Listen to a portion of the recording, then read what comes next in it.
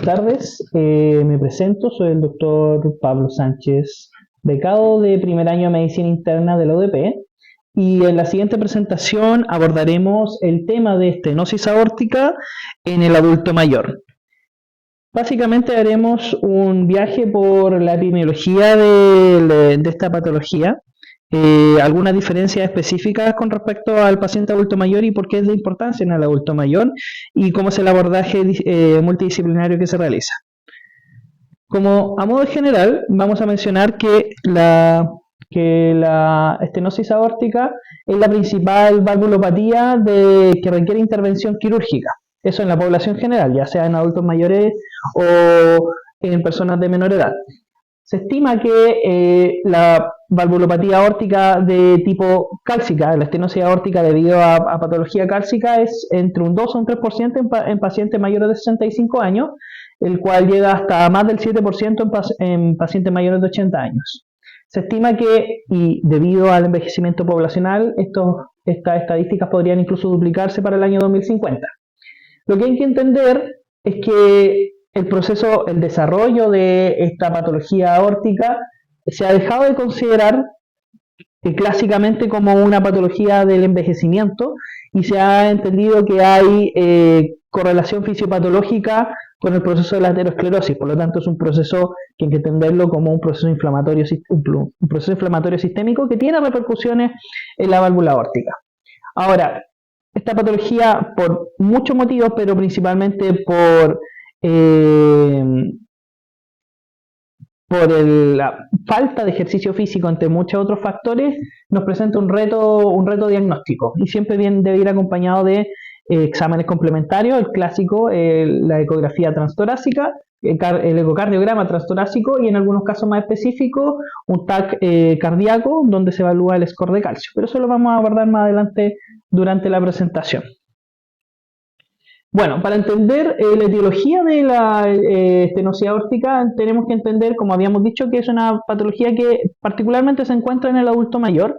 Sin embargo, hay que tener algunas diferencias con respecto a la etiología de la estenosis.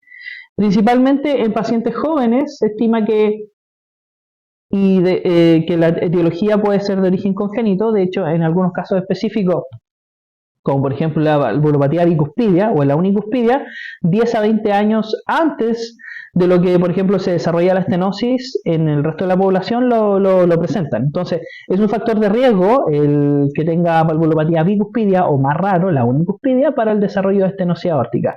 Y habitualmente se ve en la unicuspidia en pacientes bastante jóvenes, 20, 30 años, y en pacientes de 40, 50, 60 años, hasta esa edad más o menos con antecedentes de patología bicuspidia.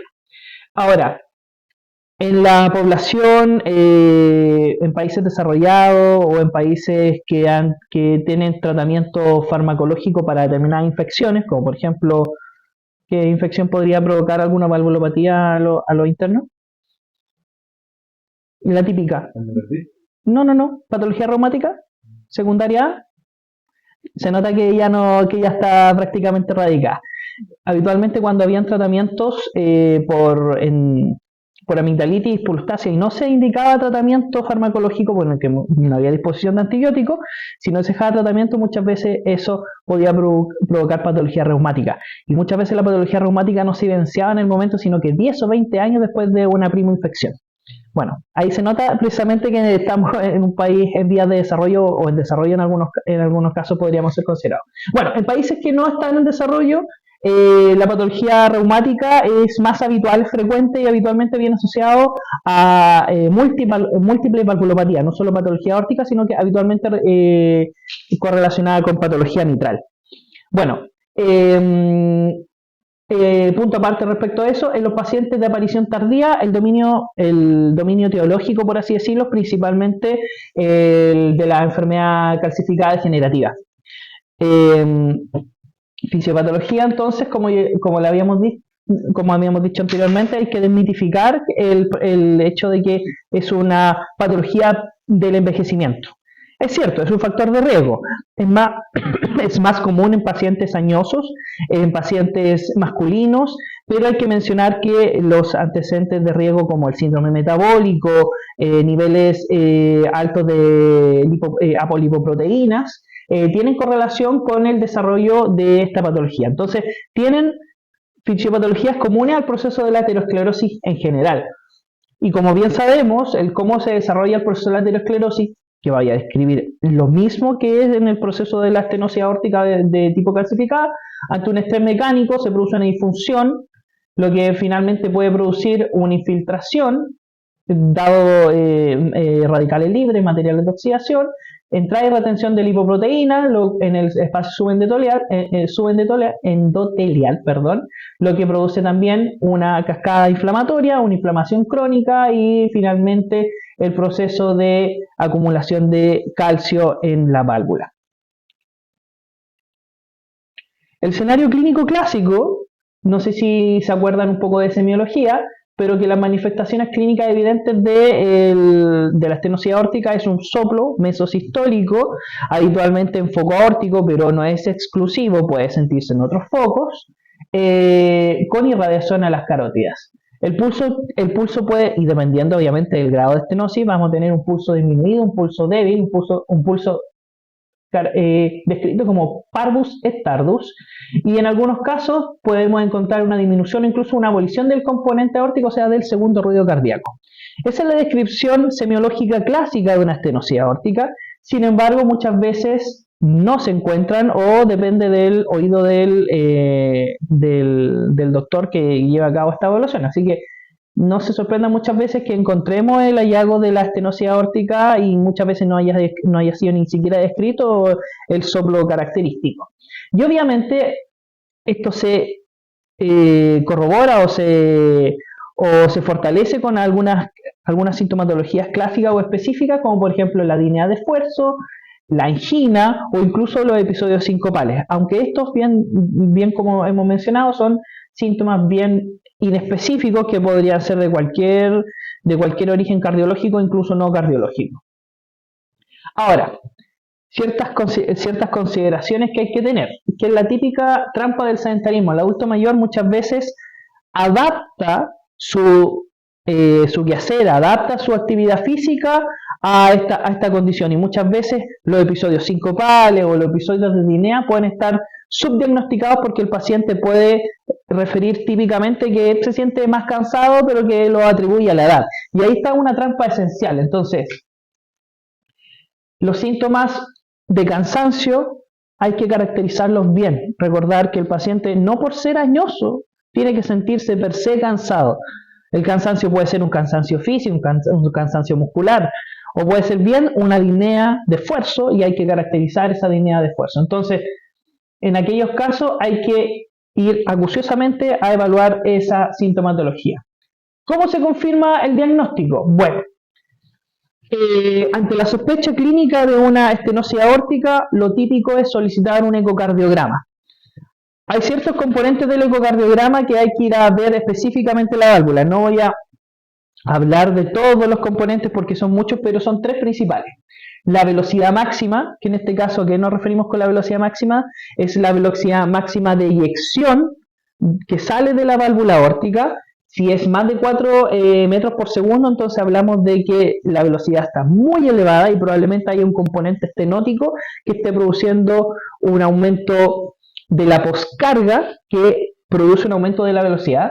El gradiente medio, ¿qué es el gradiente medio? Es la diferencia de presiones entre la válvula aórtica y el ventrículo izquierdo. Si ese gradiente es muy alto, o sea, quiere decir que la diferencia de presiones entre la válvula y el ventrículo es muy alto, eso quiere decir que probablemente hay un componente obstructivo, o en este caso un componente estenótico, mejor dicho. Y el área valvular aórtica es, como bien lo dice el término, es el área de la válvula.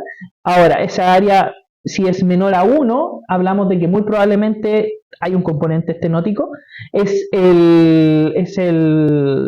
De los tres, el más importante a correlacionar es el del área valvular aórtica.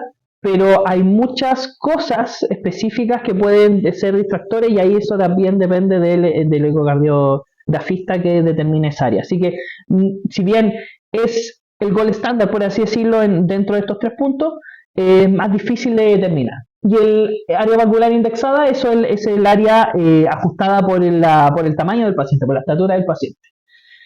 Si esos componentes están presentes, ya sea la velocidad máxima y el gradiente, ambos dos o ambos tres, hablamos de una enfermedad aórtica, de una estenosis aórtica grave. Y eso siempre, siempre, siempre debe intervenirse, haya o no síntomas. Eso lo vamos a explicar más adelante. Ahora, ¿cuál es el desafío? El desafío ocurre cuando, por ejemplo, tenemos un bajo gradiente, en aquellos que hay una baja diferencia, pero también presente un bajo flujo. Y esto es común en pacientes mayores, precisamente, particularmente el grupo de las mujeres, con hipertrofia concéntrica severa y una cavidad ventricular pequeña. Por lo tanto, al haber una cavidad ventricular pequeña, hay una menor diferencia de gradiente, lo que produce un subdiagnóstico en este caso. Entonces, cuando no nos queda claridad y una discordancia con estos términos, uno va a evaluar el área valvular crítica. Pero si eso todavía nos queda duda, hay que hacer algunos exámenes diagnóstico complementarios.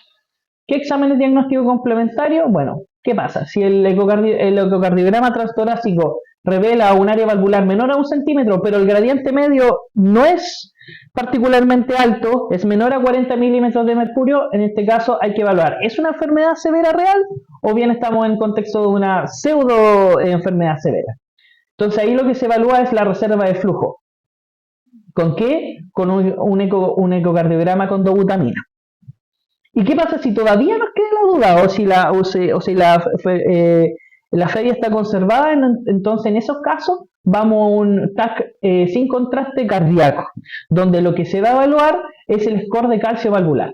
Y valores más de 3000 siempre, siempre, siempre son predictores de una confirmación casi segura de una enfermedad aórtica grave.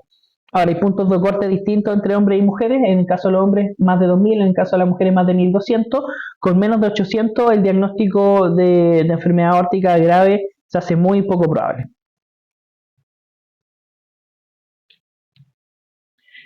En ese algoritmo, entonces, se resume lo que planteé anteriormente. Yo sé que no se ve tan bien, pero entonces cuando el paciente está con sospecha de enfermedad aórtica, o sea, estenosis aórtica, lo que se va a evaluar es la velocidad máxima y el gradiente medio. Si ambos dos están alterados, se va a evaluar el área crítica, y si el área crítica está alterada, inmediatamente hacemos el diagnóstico de enfermedad grave. Si hay una discordancia entre estos, nos obligan a hacer más estudios diagnósticos. Ahora, como bien dije anteriormente, el adulto mayor nos presenta ciertas complejidades a la hora de hacer este diagnóstico y la valoración general. Primero, lo que hay que entender, siempre hay que entender o hay que ir a buscar fragilidad en el paciente, porque eso va a determinar también conducta terapéutica. Entonces hay que ver si el paciente es independiente o no, determinar la edad biológica, pero determinar más que la edad biológica, o sea, más que la edad per se, determinar qué tan, por así decirlo, voy a decirlo muy entre comillas, qué tan añoso se ve para la edad que tiene. O sea, no es lo mismo un paciente, y aquí muchas veces lo hemos descrito, no es lo mismo un paciente de 80 años funcional que corre, que va a maratones, un paciente de 80 años que está postrado, que no tiene mayor expectativa de vida, que tiene multimorbilidad. Entonces, eso, y además hay que evaluar ciertas escalas de riesgo para evaluar si el paciente es candidato o no a un proceso o un recambio valvular o bien es candidato a TAVI. Hay que evaluar también enfermedad arterial coronaria, porque obviamente recordemos que hay factores fisiopatológicos compartidos para el desarrollo de una enfermedad coronaria al desarrollo de una patología valvular aórtica de tipo cálcica. En algunos casos más raros, por ejemplo, hay que descartar amiloidosis. Y recordemos que la amiloidosis es una enfermedad de pacientes adultos mayores. No es tan frecuente en pacientes jóvenes. Por lo tanto, eso también es algo necesario mencionar si hay sospecha de patología aórtica, o sea, patología coronaria o de amiloidosis. Los procesos de intervención van a ser muchas veces no curativos, sino que muchas veces a mejorar parcialmente la sintomatología que desarrolle el paciente. Y la fibrilación auricular siempre es necesario mencionar porque eleva drásticamente el riesgo de insuficiencia cardíaca y muchas veces si hay cirugía también requiere el cierre de la orejuela concomitantemente, además del proceso quirúrgico que anteriormente hemos mencionado. Esto es lo que necesitaba mencionar. El paciente, independiente del desarrollo de sintomatología, se beneficia muchas veces de intervención porque el paciente puede tener perfectamente mucho tiempo una enfermedad aórtica grave y no presentar sintomatología, pero ya cuando la empieza a presentar, la supervivencia empieza a disminuir rotundamente. Cuando ya inician síntomas de angina, la expectativa de vida disminuye a 5 años, cuando ya hay episodios sincopales a 3 años, y cuando hay insuficiencia cardíaca y no hay intervención, esto es necesario mencionar, sin intervención disminuye incluso a menos de 2 años. Entonces, siempre la enfermedad aórtica, estenosis aórtica grave sintomática es una emergencia estructural y el pronóstico natural es letal a corto plazo sin intervención, pero radical y dramáticamente modificable mediante el reemplazo valvular oportuno, o bien, si no es reemplazo valvular, otras intervenciones como por ejemplo TAVI. Chicos, yo les pregunté delante qué es el TAVI. ¿Qué es el TAVI, Diego? Una cirugía mínimamente invasiva. Ya, un proceso quirúrgico mínimamente invasivo. ¿Y qué se hace con eso? Se pone una prótesis. Claro, se pone un catéter y se pone una prótesis endovalvular que permite que la estenosis se trate sin necesariamente reemplazarla. Entonces, el paradigma histórico que habíamos hablado anteriormente era esperar hasta que los síntomas fueran graves y la cirugía abierta era el único proceso quirúrgico, o sea, el reemplazo valvular. Sin embargo, esto ha cambiado mucho durante los últimos 10 años y la intervención temprana en pacientes críticos pero que no presenten síntomas es lo óptimo. Mejora la sobrevida. Entonces, el concepto clave es, ¿esperamos a los síntomas? No, no necesariamente esperamos a los síntomas. ¿Cuál es la diferencia entonces entre cada uno? Esto es una descripción obviamente de la guía clínica. Las guías clínicas no son recetas de cocina al pie de la letra, es una guía, es una guía de enfrentamiento. Muchas veces esto se modifica según cómo se ve al paciente. Entonces, generalmente la TAVI, que es el implante transcatéter, se utiliza en pacientes con añosos de más de 70 años. Las guías difieren de la americana de la europea, el punto de corte varía 65, 75 años, eso es variable, con una anatomía tricuspidia adecuada. ¿Se acuerdan que yo les comenté que pueden tener alteraciones congénitas? Pueden ser bicuspidia, unicuspidia y la más rara que es la cuadricuspidia, pero eso es muy raro. Habitualmente se prefiere cuando el riesgo quirúrgico es muy alto o cuando la fragilidad clínica es significativa. Entonces, este componente es necesario mencionar. Un paciente, por ejemplo, podría tener 65 años y tener alta fragilidad, igual preferimos el TAVI. Ahora, si el paciente, por ejemplo, tiene 85 años y es un corredor, tal vez podríamos pensar hacer un recambio valvular y no hacer el proceso del TAVI. Y claro, el reemplazo quirúrgico es todo lo contrario. Entonces, se ocupa en pacientes menos añosos, que tengan mayor expectativa de vida, con buena funcionalidad, o que bien tengan alguna etiología específica, como por ejemplo una válvula aórtica bicuspidia o unicuspidia. En este algoritmo resumen todo lo que yo he mencionado anteriormente. Si vamos al último punto, en el caso de la enfermedad aórtica grave, se define si es el procedimiento mínimamente invasivo o bien un reemplazo valvular. Recordemos que el manejo tiene que ser multidisciplinario. Entonces, muchas veces se benefician de comités cardiológicos.